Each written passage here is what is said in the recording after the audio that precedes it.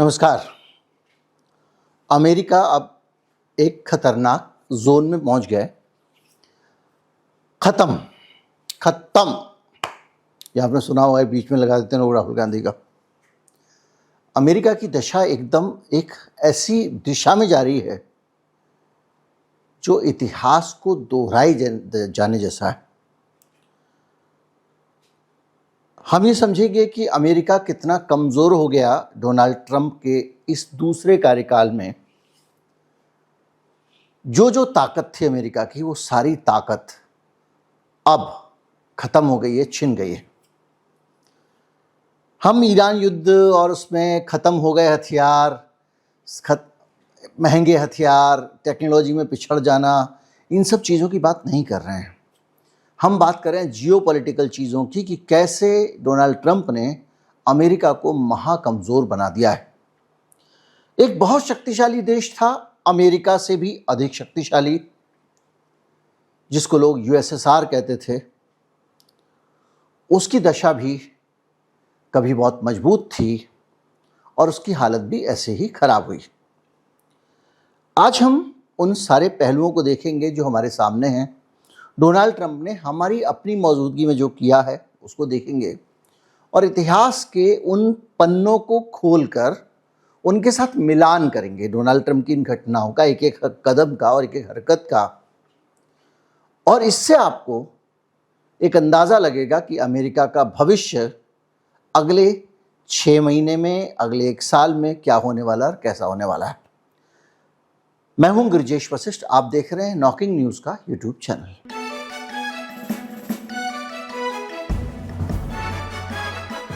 देखिए, ये युद्ध हुआ क्यों किया डोनाल्ड ट्रंप ने, आपको पता है, और हम उस कारण पे भी नहीं जाएंगे। हम अभी ये देखेंगे कि इस युद्ध के होने में डोनाल्ड ट्रंप ने किया क्या। जितने भी अमेरिका के सहयोगी थे वो सब पंगु हो गए। वो लोग सिर्फ देखते रह गए कि ट्रंप आएगा, हमारी रक्षा करेगा, और ट्रंप रक्षा करने नहीं आया।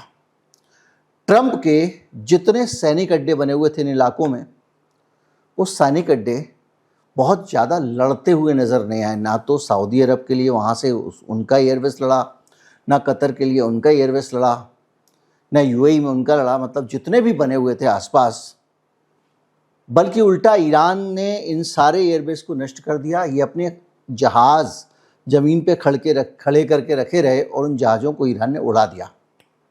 हालत ये हुई कि यहाँ पर जो बसे हुए उनके सैनिक थे वो भी अपनी जान की खैर मना रहे थे और जनता के बीच में मिक्सअप हो गए, कोई होटलों में ठहरा है वगैरह वगैरह। यानी बहरीन हो, कतर हो, ओमान हो, यूएई हो, सऊदी हो, इन सब लोगों को अमेरिका से दोस्ती में क्या मिला, ये विचार बार बार उनके दिमाग में आया। और तब ख़ास तौर पे आया जब हालात नाजुक हो गई। ईरान एक बलशाली देश के तौर पे खड़ा नज़र आया और ऐसे में डोनाल्ड ट्रंप झोला उठा के चल दिए। यानी तुम जानो और ईरान जाने, इजराइल की रक्षा की जिम्मेदारी मेरी है, उसको मैं हथियार देता रहूँगा और सिर्फ वही अपना है, बाकी तुम पराए हो।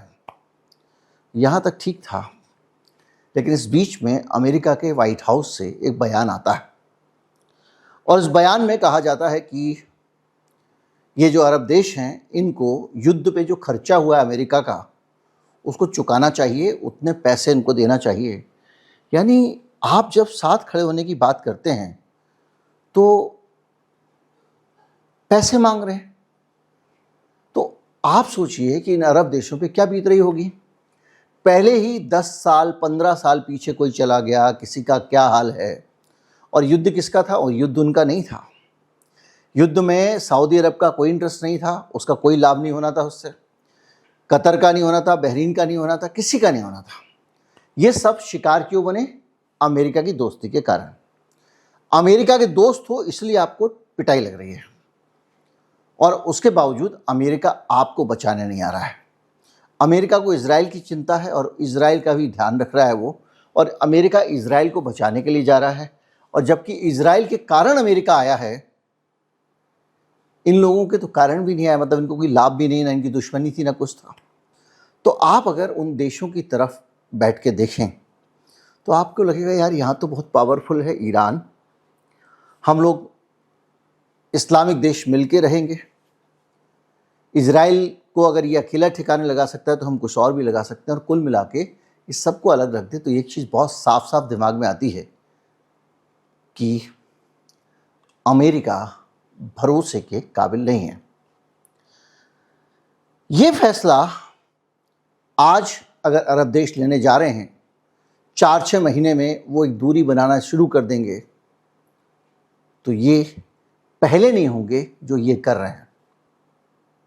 डोनाल्ड ट्रंप के कारण बहुत सारे देश जो उनके साथी थे वो दूरी बना चुके हैं, हाथ भर की दूरी। आपको बताऊं, स्पेन ने, अभी आपको पता है, आपने खबर पढ़ी होगी, जब युद्ध हो रहा है ईरान से, स्पेन ने कहा खबरदार हमारी एयर स्पेस से, यानी मेरे देश के ऊपर से तुम विमान लेके नहीं जाओगे, किसी भी तरह का कोई हमारा एयरबेस जो उनका रोटा मोरन है जो भी है उसका इस्तेमाल नहीं करोगे। इटली ने कहा हमारे यहाँ पे सिसिली में अमेरिका के विमानों की लैंडिंग नहीं होने देंगे। फ्रांस ने कहा कि हमारा हवाई क्षेत्र बंद है, यहाँ से आप नहीं निकलोगे और हथियार लेकर भी नहीं जाओगे किसी भी देश के लिए हमारे ऊपर से। फ्रांस ने बंद कर दिया। स्विट्जरलैंड, पोलैंड और जर्मनी ने अपनी सपोर्ट देने से मना कर दिया कि भैया हम बैटरी नहीं देंगे, कोई कह रहा है हम बेस सपोर्ट नहीं देंगे। यूके कह रहा है कि दिस इज़ नॉट आवर वार, की स्टार ने कह दिया। और साथ साथ कनाडा, जापान और ऑस्ट्रेलिया भी कह रहे हैं। अभी तो आज तो कनाडा का भी बयान आ गया और उन्होंने डिस्टेंड कर लिया अपने आप को। ये सब कौन देश हैं? ये सब लोग हैं नेटो के मेंबर, इसमें तुर्की भी है, और ये वो देश हैं जिन्होंने एक तरह से देखा जाए तो साथ जीने मरने की कसम खाई थी। एक समझौता था जो इन देशों के बीच में था। नेटो के पैक्ट का आर्टिकल 5 कहता है कि जब एक पे हमला होगा तो सारे लोगों पे हमला माना जाएगा। अब यहाँ से हमको चलना होगा इतिहास में। बहुत साल पहले, करीब 1990-91 के आसपास इस धरती पर ऐसा ही हुआ था, किसी और देश में हुआ था। लोग शक करते हैं कि अमेरिका में डोनाल्ड ट्रंप राष्ट्रपति बने तो पुतिन ने यहाँ का इलेक्शन जो है उसको इन्फ्लुएंस किया था, उसको मैनिपुलेट किया था, और उसके प्रभाव से डोनाल्ड ट्रंप चुनाव जीते, जो पहला चुनाव था। उसकी जांच वांच भी हुई वहाँ पे।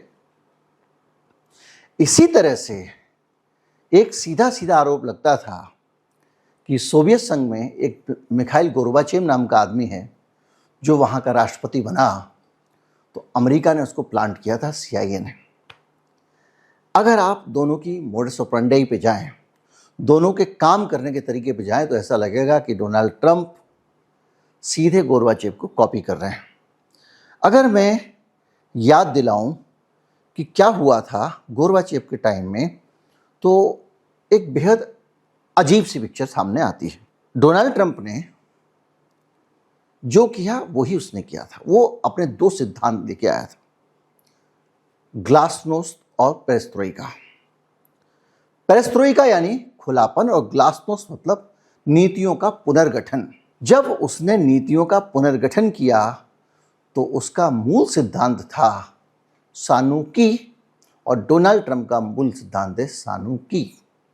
डोनाल्ड ट्रंप ने कहा कि जितने ये नाटो वाटो मेंबर हैं, भैया अपनी GDP का 2% दो, हम आपकी रक्षा नहीं करेंगे, पैसे वैसे नहीं देंगे, वगैरह वगैरह। लोगों को लगा कि जो भी हो जाए, लेकिन नाटो में लोगों को गुस्सा नहीं आएगा।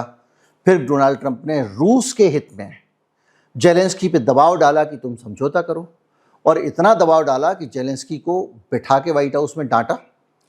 यूरोपियन देश खड़े हो गए जेलेंस्की के साथ में। डोनाल्ड ट्रंप अपने सारे दबाव डालने के बाद में हार गया। फ्रांस साफ साफ कह रहा था कि हमको लेबनान के ऊपर आप जो है वो हमले मत करो। उसके बावजूद इजराइल करता रहा और डोनाल्ड ट्रंप उनका साथ देते रहे। इसको भी एक तरफ रख दो। इन सारी चीज़ों को अगर आप देखोगे तो ये सारे देश लगातार देखते आ रहे थे कि डोनाल्ड ट्रंप अब हमको नहीं चाहते हैं, और डोनाल्ड ट्रंप ये समझने की बात नहीं थी, खुले आम कह रहे थे हम तुम्हारा खर्चा नहीं उठाएंगे, हम तुम्हारी सुरक्षा क्यों करें। सारे पुराने दोस्तों के ऊपर तरह तरह के टैक्स लगा दिए और टैरिफ लगा दिए, और सीधा मतलब ये था डोनाल्ड ट्रंप का कि हमको अब नाटो वाटो में कोई इंटरेस्ट नहीं है। और अभी इस युद्ध के पास जो सिचुएशन आ रही है वो यही आ रही है, मार्को रूबियो ने और डोनाल्ड ट्रंप ने दोनों ने साफ साफ बयान दे दिया है कि चूंकि तुम हमारे साथ हरमुज स्टेट में लड़ने के लिए नहीं आए, इसलिए तुम कागज़ के शेर हो, कायर हो, वगैरह वगैरह, और हमको तुम्हारी ज़रूरत नहीं है। मजाक भी उड़ाया कि तेल चाहिए तो हमसे ले लेना, वरना खुद जाके निकाल लेना हरमुज में से। जब डोनाल्ड ट्रंप की हरकतें हम देखते हैं तो हमको याद आता है गोरबाचेव। हमें उन दिनों की बातें याद आती हैं जब गोरबाचेव ने पूरी तरह से रूस को तोड़ दिया और थोड़ा बहुत नहीं टूटा, अपने आप में एक कमज़ोर देश बना के छोड़ दिया उस यूएसएसआर को जिसके मारे अमेरिका कांपता था।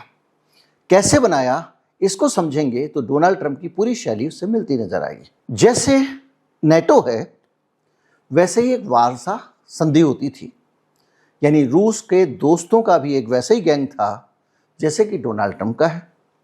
और वारसा संधि में जो उसका नाम था वो था treaty of friendship, cooperation and mutual association. 1955 में ये बनी थी वारसा में, जो पोलैंड की राजधानी है। दुर्भाग्य देखिए, जो पोलैंड बर्बाद कर दिया था हिटलर ने, स्टालिन ने पूरा का पूरा पोलैंड वैसा का वैसा बना के दिया था। और बाद में उसी पोलैंड ने, जहाँ पे वारसा संधि हुई, रूस को सबसे बड़ा दगा दिया। बहरहाल यूरोप के कम्युनिस्ट देशों का एक सैन्य संगठन था जिसमें ये सब मिल के अपनी रक्षा का इंतज़ाम करते थे।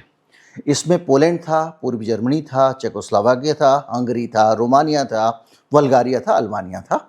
अल्बानिया बाद में निकल गया था वारसा से। इस वारसा का जो पैक्ट वाला देश था, जो गोरबाचेव का पुनर्गठन का सिद्धांत था, उसके हिसाब से वही सिद्धांत सानूकी। और इन देशों को अपने आप अपना इंतज़ाम करना चाहिए। सोवियत संघ इनके ऊपर खर्चा क्यों करे, हम इनकी मदद क्यों करें। यूरोपियन देशों को और सभी देशों को अपने आप अपनी सरकार चलानी आनी चाहिए। ठीक वैसे जैसे डोनाल्ड ट्रंप अभी बोल रहा है कि नेटो को हम मदद क्यों करें, इनको अपने आप निपटना चाहिए और इनसे पिंड छुड़ाना चाह रहा है। उसने एक ब्रेजनेव डॉक्ट्रिन थी, उसको हटा के एक नई डॉक्ट्रिन लागू की, और इस डॉक्ट्रिन में किसी भी सहयोगी देश के लिए कोई स्थान नहीं था। और हालत ये हुई कि मिखाइल गोर्बाचेव ने 85 से 91 के बीच में जो नीति लेके आए थे ग्लासनोस्ट की और पेरेस्ट्रोइका की, तो पेरेस्ट्रोइका की नीति पे चलते हुए उन्होंने सिनात्रा डॉक्ट्रिन बनाई, ब्रेजनेव वाली डॉक्ट्रिन को हटा के, और ये कहा कि हर देश अपना रास्ता खुद चुने। ठीक है, अब क्या हुआ, ये एक चीज़ प्लांट की अमेरिका ने गोरबाचेव के जरिए। अब जो दोस्त थे इनके वारसा पैक्ट वाले, उन दोस्तों के अंदर अमेरिका की सेम शैली, सेम एक ही स्टाइल। बांग्लादेश में आंदोलन कराया, सरकार बदल गई। नेपाल में चलाया, सरकार बदल दी। यूक्रेन में ज़ेलेंस्की को बिठाया। इसी तरह से आंदोलन खड़े किए, बिठा दिया, आंदोलन खड़े किए, बिठा दिया। और ये करते करते उसने बहुत सारे देशों में आंदोलन खड़े कर दिए। नाम दे दिया ये लोकतंत्र के आंदोलन, जबकि वो आंदोलन अमेरिकी पूंजीवाद की नीति को लागू करने वाले आंदोलन थे। हमारे यहाँ पर भी कुछ ऐसी बातें हुई हैं जो हमने डिस्कस की हैं पहले। तो क्या हुआ कि ये करने के बाद में इन्होंने अपने दोस्तों को अकेला छोड़ दिया, और जब ये आंदोलन खड़े हुए तो अमेरिका ने उनको पीछे से बैक किया, ऐसा कहा जाता है, और इन्होंने कोई हस्तक्षेप नहीं किया। ये जो जर्मनी है ये दो हिस्सों में था, एक पूर्वी जर्मनी, एक पश्चिमी जर्मनी। आंदोलन में इन दोनों के बीच की दीवार गिरा दी गई और जो कम्युनिस्ट जर्मनी था वो गिर गया। पूरी दुनिया में कहा जाने लगा, पूरा अमेरिकन प्रोपेगेंडा, कि अब तो वामपंथ दुनिया में ख़त्म हो रहा है, कम्युनिस्ट देश गिरते जा रहे हैं। जबकि इन्होंने उसको, यहाँ पर उन्होंने कहा कि भाई सोवियत संघ, इस विचारधारा को बचाने के लिए हम अकेली विचारधारा हैं समानतावादी, आप हमको सैनिक मदद भेजिए। गोर्बाचेव ने मना कर दिया। पोलैंड में, हंगरी में, चेकोस्लोवाकिया में सरकारें गिर गईं, वो सोवियत मदद का इंतज़ार करते रहे, गोर्बाचेव ने नहीं भेजी। आप यहाँ से मिला के देखिए, अभी मुसीबत नाटो देशों पर नहीं आई है, लेकिन हाथ तो खींच रहा है। और यही मुसीबत जब अरब देशों पे आई तो डोनाल्ड ट्रंप ने मदद नहीं की। नतीजा क्या हुआ, वार्सा संधि जो थी वो 1990 में इन जो नए देश बने, जो भी हालात बने, इन लोगों ने कहा कि इसके भरोसे क्यों रहने का, जब ये साथ ही नहीं आ रहा है तो हम किसी के नाना नहीं, हम किसी मूंगफली में दाना नहीं टाइप का करके सारे लोग अलग हो गए। अब आप समझिए फॉर्मेशन, अगर आप नक्शे पे जाएं तो ये जितने देश थे सोवियत संघ के पड़ोसी देश थे। ये कजाकिस्तान, ताजिकिस्तान, आपका यूक्रेन, ये सब तो सोवियत संघ का हिस्सा थे। और जहाँ ये सब खत्म हो जाते थे उसके बाद में ये पोलैंड, चेकोस्लोवाकिया, ये सब देश शुरू होते थे। यानी यूरोप के और सोवियत संघ के बीच में ये एक तरह का कुशन था, एक पैडिंग थी, एक सुरक्षा का चक्र था जो नाटो देश थे। इन नाटो माफ़ कीजिए वार्सा संधि के देश थे। इन देशों के हटते ही सोवियत संघ वल्नरेबल हो गया और सोवियत संघ के अपने मेंबर बहुत सारे देशों के अंदर तथाकथित लोकतंत्र की बयार अमेरिका के बैकअप से बहने लग गई और एक एक करके बहुत सारे देश सोवियत संघ से अलग होते चले गए। तो हुआ क्या? हुआ ये कि गोर्बाचेव ने सारे दोस्तों को हटा दिया, उनसे दोस्ती खत्म कर दी और अपने देश को एक खतरे में डाल दिया और आखिर में वो देश टूटा और अपना काम करने के बाद मिखाइल गोर्बाचेव भाग गया और अमेरिका में छिप गया। आज भी वो अमेरिका में छुप रहा है, छुपा हुआ है और रूस जो है, वो जो बचा हुआ रूस है, पुतिन के नेतृत्व में संघर्ष कर रहा है। आप जाएंगे रूस तो अभी भी वही पुराने सोवियत टाइम के वहाँ पर सिंबल हैं, वही हंसिया थोड़ा लगा हुआ है, बहुत सारी चीज़ें, झंडा बदल गया है लेकिन सड़कों पे निशानियाँ हैं। वहाँ पर लाल चौक पे जाएंगे सब कुछ वैसा ही मिलेगा, वैसा ही सितारा लगा हुआ है। खैर, अब आप सोचिए कि गोर्बाचेव ने अब जो किया था वैसा ही तो ये नेटो के साथ कर रहे हैं। वार्सा संधि टूटने का नुकसान अभी तक पुतिन उठा रहे हैं। अभी फिर ये मसला उठा था कि भाई हमने वार्सा संधि जब खत्म हो गई तो नाटो की प्रासंगिकता क्या है। आप कहते थे ये इकट्ठे गैंग है तो हम भी इकट्ठे गैंग रहेंगे, क्योंकि नॉर्थ अटलांटिक ट्रीटी ऑर्गेनाइजेशन, यानी उधर वो इकट्ठे हैं तो इधर हम इकट्ठे हैं। अब वो लोग अलग अलग हो गए लेकिन ये एक हैं। तो अभी एक बड़ा सवाल ये खड़ा हो गया जो डोनाल्ड ट्रंप के और मार्को रूबियो के या कहें अमेरिका के बयान के बाद आ गया है कि नाटो की प्रासंगिकता क्या है। अब डोनाल्ड ट्रंप 2 साल बाद तो चले जाएंगे और अगर नहीं गए 2-2.5 साल बाद तो, और या फिर ऐसी स्थिति में क्या ये जो नाटो देश हैं ये अब दोबारा अमेरिका पे भरोसा कर पाएंगे? फिर कोई एक चपंडू का आप चुन के भेज दोगे अपना राष्ट्रपति बना के, फिर हम उसकी सनक झेलेंगे? इस एक लड़ाई के कारण कितना कष्ट सहा उन्होंने। अब तो सारी चीज़ें सामने भी आ गई हैं कि कितनी लड़ाई में अमेरिका ने इसमें आग लगाई और अमेरिका ने कितना नोट छापा, अपना तेल कितना बेचा, एनर्जी से कितने पैसे बनाए, इन्हीं देशों से इनको हथियार बेच के पैसे बनाए, ये सब अब सामने आ गया है। तो ऐसी परिस्थिति में क्या उसी डोनाल्ड ट्रंप के, उसी गोर्बाचेव के पैटर्न पे वार्सा संधि के दोस्तों की तरह नेटो भी टूट जाएगा? क्या अरब देश भी चले जाएंगे? कोलंबिया नाराज़ है, आपने उसके देश का हिस्सा अपना बनाना शुरू कर दिया। आपने कहा पनामा नहर मेरे पिताजी की है, हम कब्जा करेंगे, वापस लेंगे। आप कनाडा को डिस्टर्ब कर रहे हो। आपने पूरी दुनिया में ऐसा कोई सगा नहीं जिसको इसने ठगा नहीं। तो अमेरिका एक तरह से अकेला हो गया है, ठीक उस अंदाज में जिस तरह से गोर्बाचेव हुआ था। हालत ये है कि तमाम, अच्छा देखिए, गोर्बाचेव ने भी अपनी पूरी की पूरी इकोनॉमी को सत्यानाश मार दिया था, एकदम इकोनॉमिक पॉलिसी चेंज करके। और ये भी कभी टैरिफ लगाते हैं, कभी ये करते हैं, कभी वो करते हैं करके इन्होंने अपने यहाँ बंटाढार किया हुआ है। रोज़ खबरें आती हैं, तमाम तरह की खबरें मैं आपको दे चुका हूँ। महंगाई, बेरोज़गारी, भूखमरी, होमलेस बढ़ गए हैं, सब कुछ हाहाकार मचा रखा है। और जो जो दोस्त मित्र देश थे, जो कभी काम आने वाले थे, उनके नागरिकों को पीट पीट के हवाई जहाज में लाद लाद के भेजा जा रहा है। कुछ चमचे टाइप के कुछ देशों के नेता हैं, वो अभी भी लगे हुए हैं। उनको लगता है कि मेरी नौकरी पे आ जाएगी या मेरी पोल खुल जाएगी या मेरी कोई फाइल निकल आएगी तो बात अलग है, अदरवाइज़ कोई भी ट्रंप को पसंद नहीं कर रहा है। हालत ये है कि वार्सा पैक्ट से दूरी उन्होंने की तो इन्होंने नेटो को पेपर ट्राई करके दिया। अभी एक होप है, वो ये है कि नेटो को से अलग होने का फैसला अमेरिका खुद नहीं ले सकता। उसके लिए इनको अपने संसद से पास कराना पड़ेगा। अब उसमें जो है जितना नेटो बचा रहे, लेकिन बाकी देश अगर इस दुर्व्यवहार के बाद रुकना ना चाहें तो तुम्हारी संसद भी क्या कर लेगी? 5% अपने समस्त जीडीपी का जितना भी उत्पादन हो रहा है उस देश में, वो पैसा आपको हथियारों पे खर्च करना है नेटो के साथ, ये कंडीशन है। सैन्य खर्च, हथियार कटौती, अफगानिस्तान से सेना वापस बुला ली, ये वो, जहाँ पे ये भी हमारा नहीं है सरदर्द, यहाँ मिडिल ईस्ट से भी बीच में जा रहा है। उसने भी यही किया था। उसने कहा कि आप लोग अपना खर्चा खुद करो, मैं नहीं करूँगा, और विदेशी सैन्य उपस्थिति कम कर दी गोर्बाचेव ने और अपने सैनिकों को बुला लिया। पेरेस्ट्रोइका उन्होंने किया, ये टैरिफ और ये सब चीज़ें कर रहे हैं जिससे लोग दूर हो रहे हैं। पेरेस्ट्रोइका मतलब था आर्थिक सुधार। कुल मिला के अभी जो सिचुएशन है वो बिल्कुल ऐसा लग रहा है कि जैसे 90 वाला इतिहास 36 साल बाद फिर दोहराया जा रहा हो। हम सब लोगों ने वो दौर देखा था, छोटे छोटे आरोप लगा के, बड़े बड़े आंदोलन करके, चेक रिपब्लिक को बन गया अलग, स्लोवाकिया अलग हो गया, चेकोस्लोवाकिया को, इस तरह से देश तोड़े गए, उनके राजाओं को हटाया गया, उनके मतलब जो शासक थे, और वहाँ पर रूस ने कोई मदद नहीं भेजी।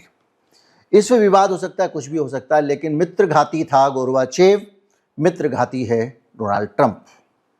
डोनाल्ड ट्रंप ने सारे लोगों से अपने संबंध खराब कर लिए, बिरादरी में कोई आदमी इसको पसंद नहीं कर रहा है, उसके साथ भी यही था।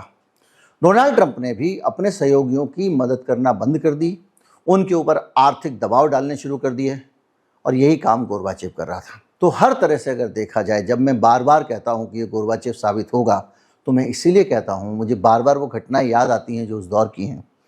डोनाल्ड ट्रंप पूरा का पूरा आज बेहद ख़त्म देश बना चुका है अमेरिका को। बहुत सारी चीज़ों में अमेरिका, आप देख रहे होंगे कि वो डिपेंडेंट है दूसरों पे। बहुत सारी चीज़ों में आप देख रहे होंगे कि अगर विदेशों से सप्लाई लाइन डिस्टर्ब होती है तो अमेरिका में हाहाकार मच जाता है। टैरिफ लगा के इसने खुद ही सप्लाई लाइन डिस्टर्ब की। जितने हथियार थे उसमें से ज़्यादातर हथियार अभी यहाँ पे ख़त्म कर दिए। जो पूरी हथियार इंडस्ट्री थी अमेरिका की, पूरी दुनिया में कमाती थी, जिसके जलवे थे, उस हथियार इंडस्ट्री के जितने तुरुप के पत्ते थे, उन सारे तुरुप के पत्तों को ईरान से युद्ध में तिरोहित कर दिया गया। अब उनको चवन्नी में पूछने वाला नहीं है, होती होगी तुम्हारी मशीन किसी काम की नहीं, उस आदमी का एक मोटरसाइकिल के ढूंढने कांड कर दिया। एकदम क्लियर है ये। तुम्हारे बड़े बड़े एंटीना, तुम्हारा थर्ड सिस्टम, ये सिस्टम, वो सिस्टम, सब डेविल स्लिंग, एरो वेरो, सब जितने तुम्हारे हुए थे वो खत्म हो गए, उनकी प्रतिष्ठा खत्म हो गई हथियार इंडस्ट्री की। तो विमान का भी हाल ये, बोइंग का देखिए ना, बोइंग लेके चला बम से भरा हुआ हवाई जहाज, 1.5 किलोमीटर के बाद गिर गया। अमेरिका की बहुत बड़ी पावर है बोइंग, सरकार चलाती। तो आप अगर पूरा का पूरा परिदृश्य देखें तो इस युद्ध के बाद अमेरिका बेहद कमज़ोर मुल्क के तौर पे सामने आया है, जो एक छोटी सी लड़ाई में भी टिक नहीं पाया। ईरान बहुत बड़ा देश नहीं था देखा जाए तो, ठीक है, उसकी खूबियाँ थी इसलिए वो लड़ लिया। और जिस तरह से उसने सारे सहयोगियों को निराश किया, तेल को लेके क्राइसिस खड़ा किया पूरी दुनिया में, उस सब का ये ईरान पे प्रतिबंध लगाए, तेल कम हुआ, तो वो चीज़ें दिख रही हैं। और अब एक सबसे बड़ी आर्थिक मंदी की कगार पे खड़ा हुआ है। हफ्ते 10 दिन और अगर ये वॉर खिल गई तो दुनिया की व्यवस्था फिर गड़बड़, अभी से बुरा हाल हो गया है। खून खराब हो रहा है शेयर मार्केट्स में, कहीं 10-15% गिरा, कहीं कुछ हो रहा है, कहीं कुछ हो रहा है, सब आपके सामने। तो आज की तारीख में अमेरिका बेहद कमज़ोर जगह पे खड़ा हुआ है। उसके लिए जिम्मेदार है एक आदमी जिसका नाम है डोनाल्ड ट्रंप, और उसके चाटुकार जो हमेशा उसकी तारीफ़ करते रहते हैं और उसको महान बताते रहते हैं। उसने भी ये कहा था कि हमको किसी से मतलब नहीं है, ये भी कहते हैं मेक अमेरिका ग्रेट अगेन, और मेरे को दूसरे में जाना नहीं है, अमेरिका फर्स्ट। वो कहता था सोवियत यूनियन फर्स्ट। जो भी है, एक सिचुएशन है जो हमारे सामने खड़ी है, और इस सिचुएशन में जैसे जैसे गोर्बाचेव ने किया था उसी दिशा में जाता हुआ हमको अमेरिका दिख रहा है। और अगर इसी दिशा में, इसी अंदाज में अमेरिका चलता रहा तो इसको भी सोवियत संघ बनने में 5-7 साल से ज़्यादा नहीं लगेंगे, ऐसा मुझे लगता है।